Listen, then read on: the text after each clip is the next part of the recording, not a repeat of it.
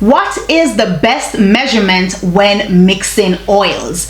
Now, when it comes to mixing essential oils and base oils, like, there is a specific way in which you are supposed to mix them. When you're using essential oils, you're supposed to use 20 to 60 drops of essential oil to 100 milliliters of base oil.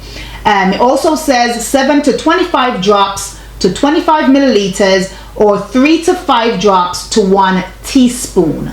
So that is the best measurements when you are mixing essential oil and a base oil. So when it comes to me mixing my oils, especially if I'm mixing just base oils, I usually go for the oil that I want to be more dominant. I will put more so that oil, like, as the higher percentage. Like, for example, I would put, say I'm mixing, let me just throw out 3 oils, right? Say castor oil, olive oil, and coconut oil.